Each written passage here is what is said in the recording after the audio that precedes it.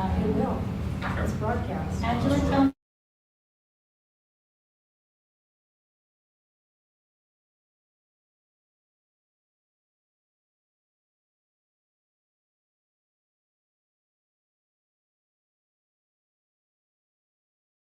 We're good to go. All right. Is Angela's this on? gonna- Angela, that I used her.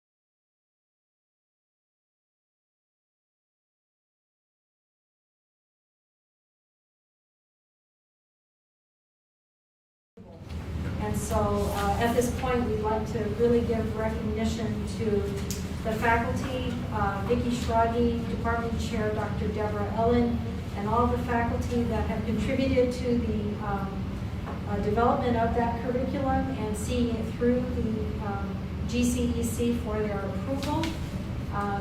And so we would just like to thank all of them and for all their work in that process. Did all of us get a copy of the letter? I will send it to you. Yeah, please. Thank you. Thank you very much. Public discussion. No request for public discussion. Thank you. Let's move forward to reports. The President's report. Okay, starting off with the financial status of the college.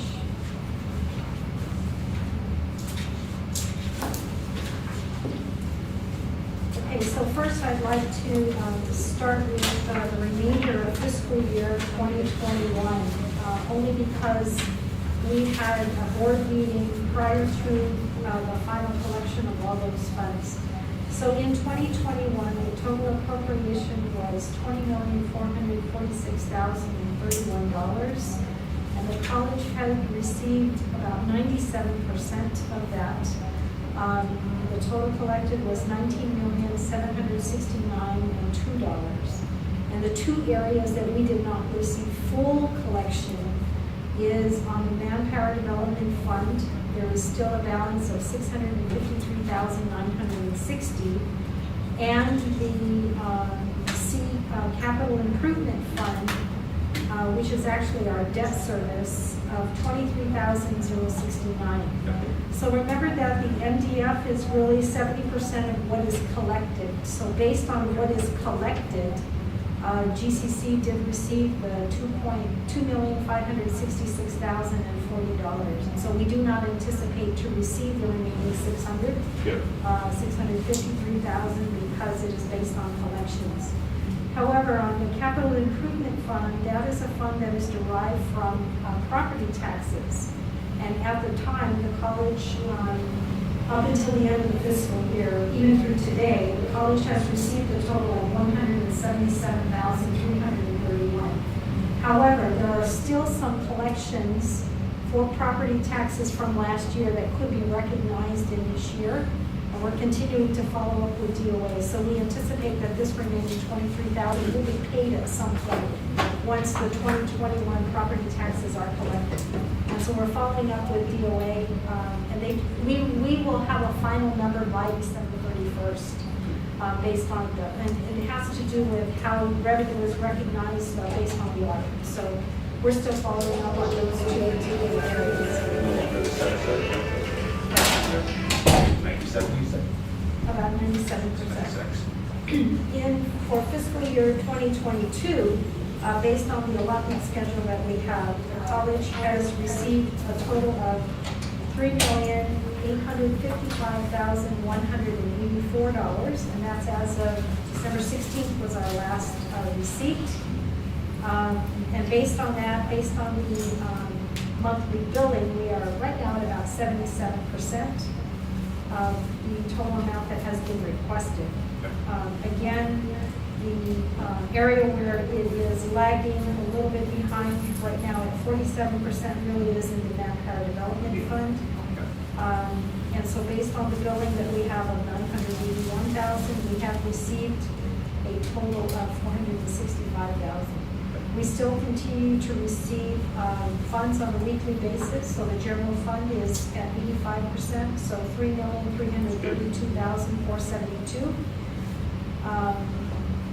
And then the first generation trust, we have received 85% for $42,306. And then we did receive some funding associated with the post of $15,257. So again, the finances and the cash flow still is good for the college. And there, as you mentioned, so there is no reserve or set aside at this point. Used to be 15. Okay, so that's the financial status of the college. Yep. In terms of capital improvements, so recognizing that there are several capital improvement projects that we do have on campus. The forensic DNA lab, as of December 20th, is at 93% complete. So we are still looking at a February 2022 completion timeline. When did we start that project? This project was awarded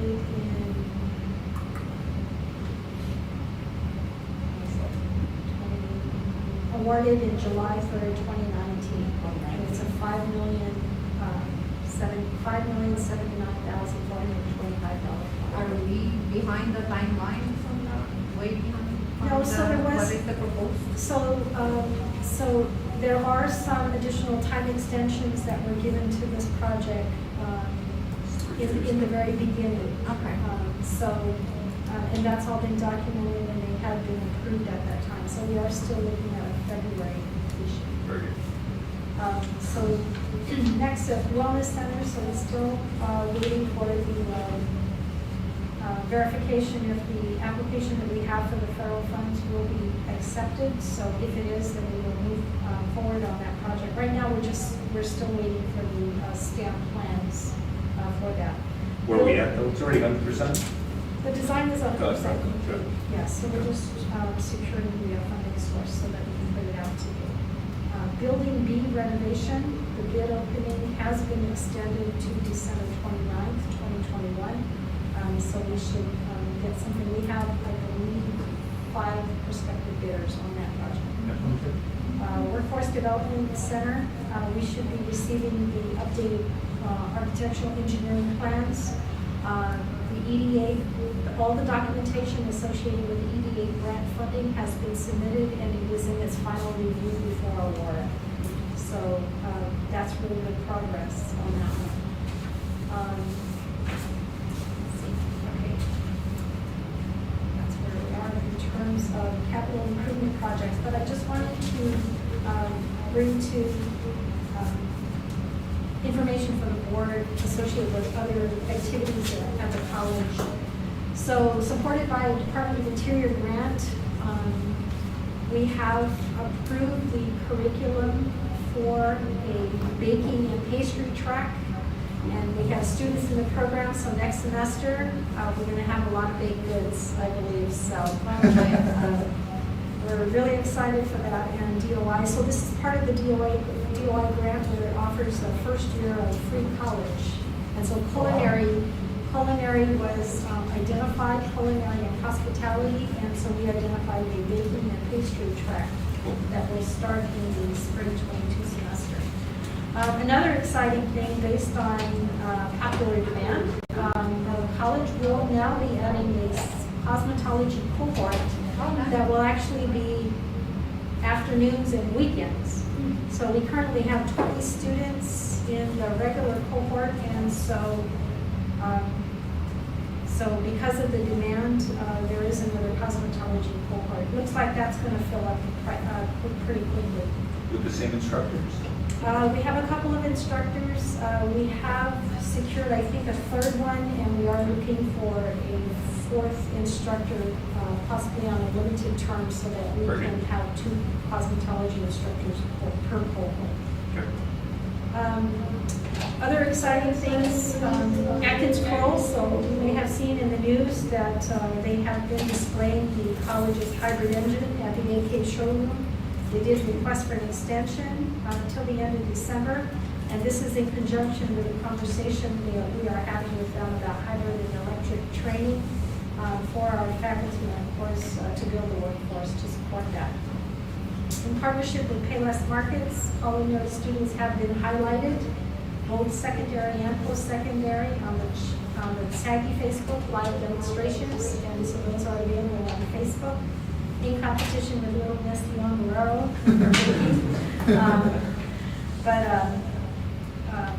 helps to support the menus that will be coming up this coming week for Christmas.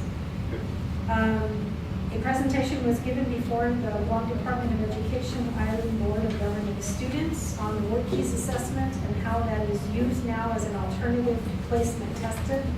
Students are really interested in this because they're now in the phase where they're starting to apply for colleges. And so they're interested in different opportunities for college placement or alternatives to college placement. So in addition to Climber, as one mechanism, now WorkKeys is another assessment that we use.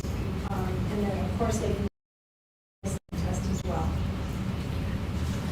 During the month of November, Business and Visual Communications Department actually showcased their students, juniors and seniors from GDOE who are here on campus on the Pave Your Way open house that was hosted here. And so this is dated information as of November. I know there's a better rate for December, but for NCLEX on the LPN, 12 of the 19 students from the last cohort took the exam and passed. And so right now we're at a 63%, but I think now we're above 85%. So, and that would be as of December. So this is as of November. We were at 63. And so now we've already surpassed what the goal was for the NCLEX placement based on the last cohort. That's great. And then TNAP as of November was at 53%. And most of the employees students in the TNAP were still employed as temporary CNAs to help support COVID in the hospitals. There are, in your packet, there's a few institutional policies that we'll go through that really is in response to the requirements for Title IV. And so with your approval of this, and this is through the process of the College Governing Council, as recommended for the board for their approval. And then TRMA continues discussions on the update to the GCC master plan. This is really discussion points for individuals or all employees to participate so that it could be included or incorporated into the master plan when appropriate. So every Friday at 10, with the exception of the holidays this week and next week, every Friday at 10, we're doing information sessions with TLNAs. So we can send you the invite and you can let us know when you are available to participate. I'd like to attend. Wireless upgrades continue throughout the campus, and we're also working on the Vortex services for email traffic, specifically for the .edu traffic, will help us save significantly on internet costs. And we're looking at another update to the energy audit. The last audit we did was in 2010 when ARRA funds were available. So it's been 10 years, so we're looking at another update to that. And then the final thing that I have to report is in partnership with Guam DOE, there are 2 classrooms that are at Simon Sanchez that need some repair because of health and safety issues. So to expedite the process, the college has taken on that project, and that project will be completed during the Christmas break so that it doesn't continue to leak. I believe it's culinary and LNP at Simon Sanchez. And the water is just leaking into the classrooms. And so we're going to take on that project to ensure safety for the students and our faculty there. Thank That's you. all I have. Okay, let's move forward to the monthly activity reports. Paris? So I just provided a report for November and December. Some student feedbacks that I received, hybrid option for attending classes during the semester. It allowed them to complete the semester without dropping out completely or dropping classes. The buyback book program was a hit for some of the students. And an increased number of students on campus this fall semester. A lot of the students were happy to be back on campus. And then the ongoing FAFSA workshops during this intersection. A lot of grateful for that because it actually helped with the time also that they were available. Any major changes with the FAFSA? Any comments from the students? For the FAFSA workshops? Yeah. I have not received anything just yet because I believe those are ongoing now, yes. Very good. And student organizations are actively giving back to the community, of course, in service and in donations. Ongoing partnerships, of course, are very much appreciated by the students. Counseling services are available for them on campus. So they're here, they just make, their appointments to meet with the counselors. And then customer service at the bookstore was outstanding this semester according to some students. So that was a definite, thank you. Yes. And then, so we, CASA officers held their training on Friday, December 3rd and 3rd to prepare for the upcoming semester. Spring 2022 student orientation for new and full-time students will be held on Monday, January 3rd, 2022, in the MPA beginning at 9 to noon. Campus tour is also scheduled for the new students. Students will have the option to attend face-to-face or via live stream. First day of classes is scheduled for Wednesday, January 5th, 2022. Spring 2022 Meet the President is scheduled for Monday, January 21st and Tuesday, the 25th. Both sessions at 4 p.m.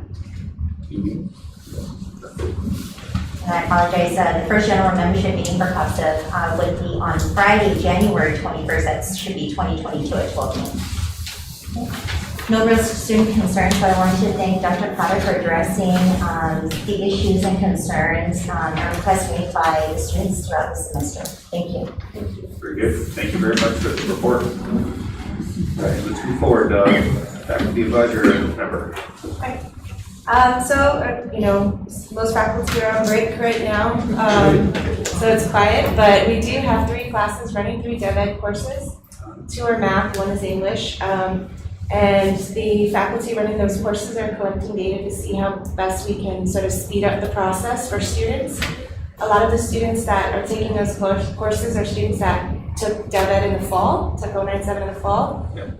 And so we feel like there's probably, it's a 4-credit course, so there's, we're really, the question that we're exploring is really, do they need to hold 4 more credits to pass out of DevEd when they've already taken it once, or can we see that maybe there's room for a refresher course that can be offered over Christmas or summer, or placement prep, something that is a shorter course? So this is really what we're exploring right now, just looking at data, how best we can get students ready for, ideally for 110 in the spring.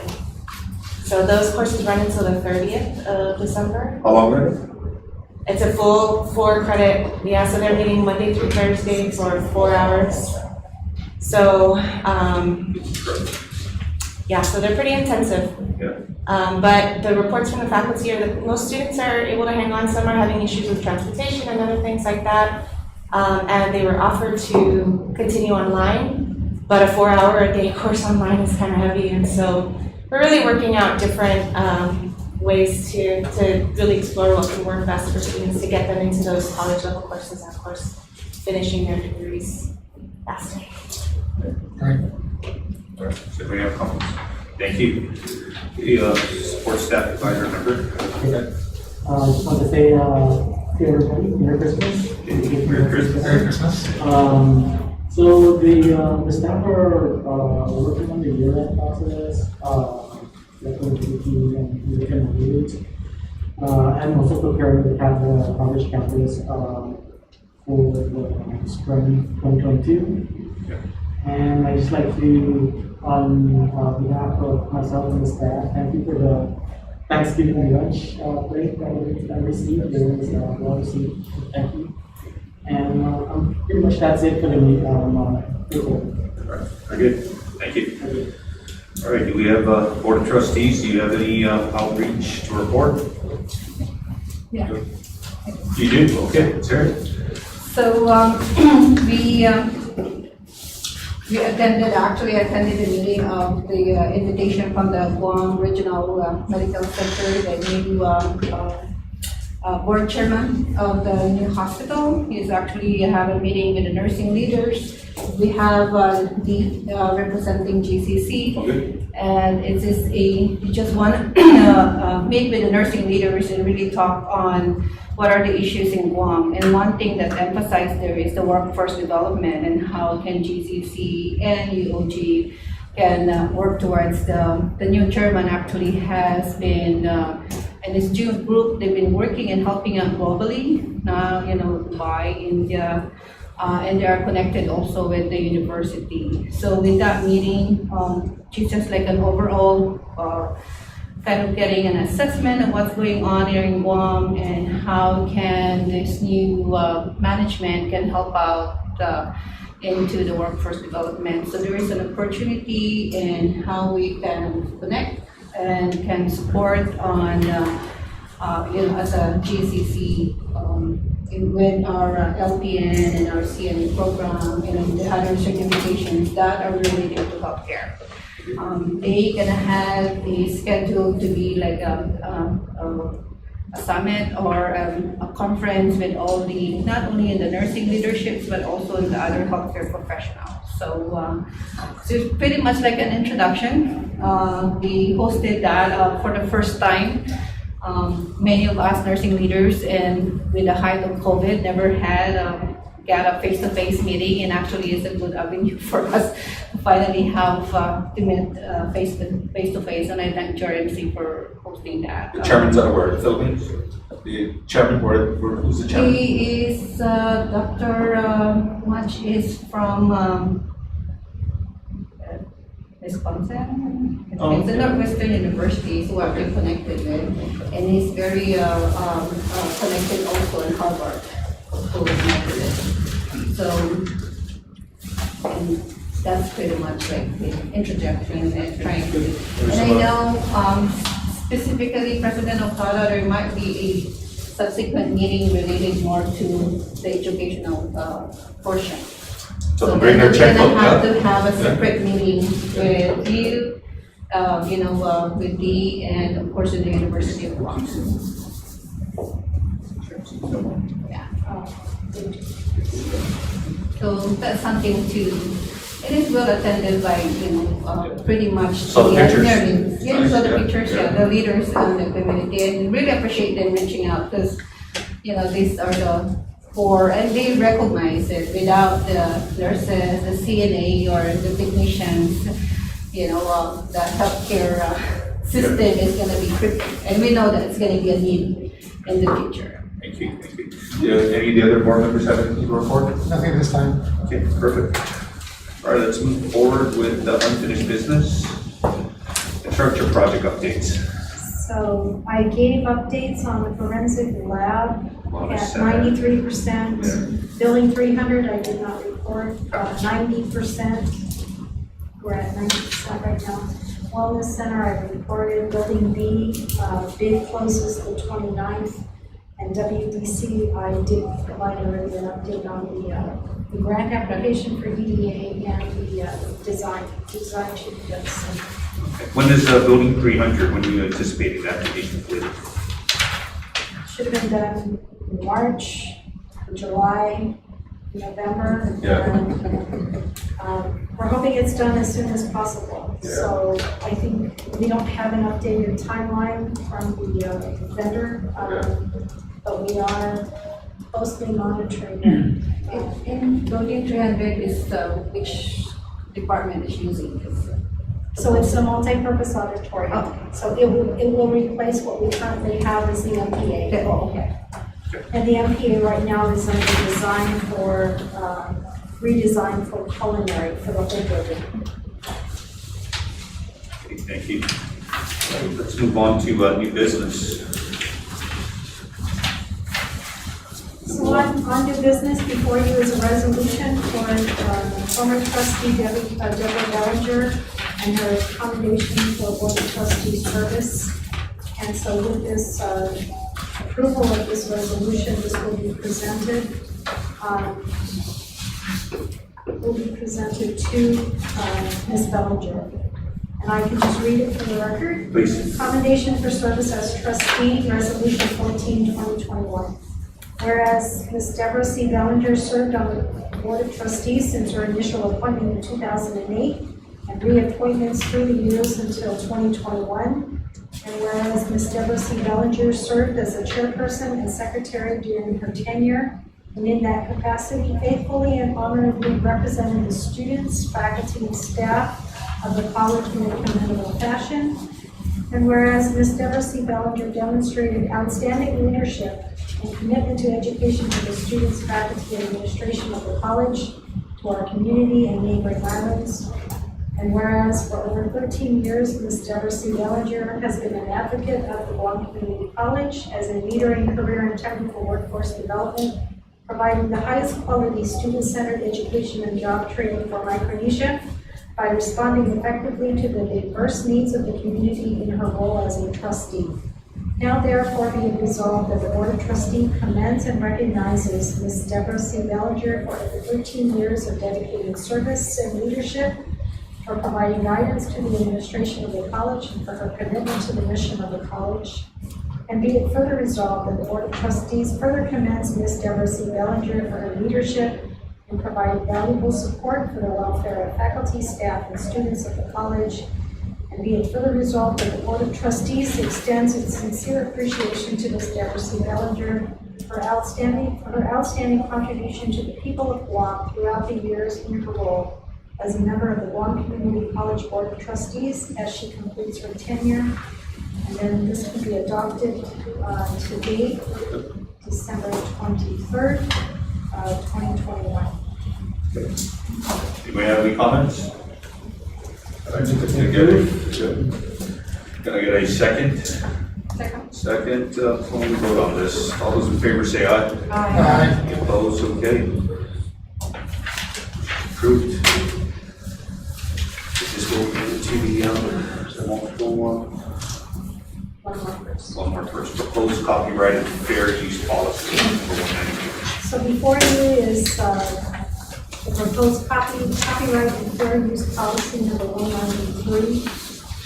And this is presented to the board as first reading. This policy was submitted to the College Governing Council, and although not a majority vote was recommended for approval to the board, since the approval, this has been given to legal counsel for her review. And before this second reading, there will be some slight modifications to this. Most of the language taken in here were extracted from other colleges. And most of the language is language found in the federal policies, federal rules and regs. And so there are a few changes that will be made before the second reading. This is being presented to the board to move it from first reading to second reading for the next meeting. Can I get a motion? Anybody have any questions before we move? Go ahead. First reading, there's already been reviewed by our legal counsel. So, the documents, because there's a policy and then there's the guidance. So the guidance has been reviewed by legal counsel, and there's some recommended changes that we will make to this before it is Going to approved second. in its final, yes. All right. I second. All right, number 3, DOT policy updates.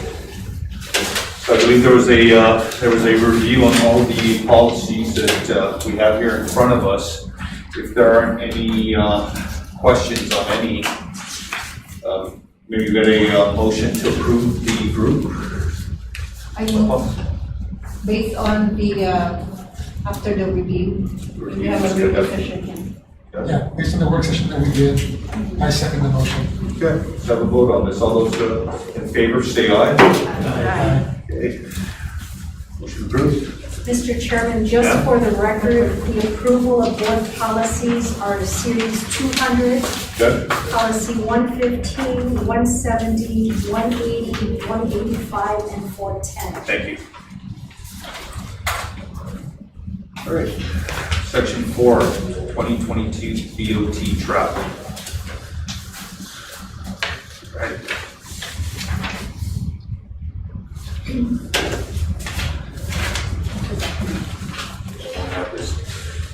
We have the information. On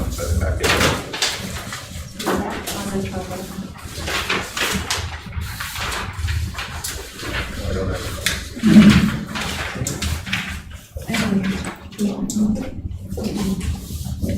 Oh, I do, I'm sorry. The other folder. We had 2 packets. Okay, sorry about that. So the Association for Community College Trustees is hosting a Governance Leadership Institute on March 23rd through March 25th, 2022. Typically, this particular training is for the board chair, the vice chair, and the CEO of the college. And so this is presented to the board for their consideration to participate. If the board chooses to attend this particular institute, the college will be I will be setting up meetings in Washington, D.C., as we have done in the past, to visit the various agencies that we either have grant opportunities with, or just to continue the conversation as to where we are with all the different projects that we have here on campus, both in terms of capital improvement and programs. So this is just to authorize the board to travel. Yeah, I think this is and you said there's gonna be a continuation trip to DC with So this will be connected to that because Right. we're already, if the board chooses to go, they're already out there. Yep. And March is probably a good time frame when it's not the GLI, which is too cold. Yeah. The GLI, which is too cold. That usually happens in February. Yeah. And the possibility of the Build Back Better and all those upcoming legislations would be, or would have been approved or resolved at that time. Okay. Does the board have any comments? No. To approve. Move to approve, can I get a second? Second. Second. Gino, okay, let's have a vote. All those in favor say aye. Aye. Aye. Good fortune.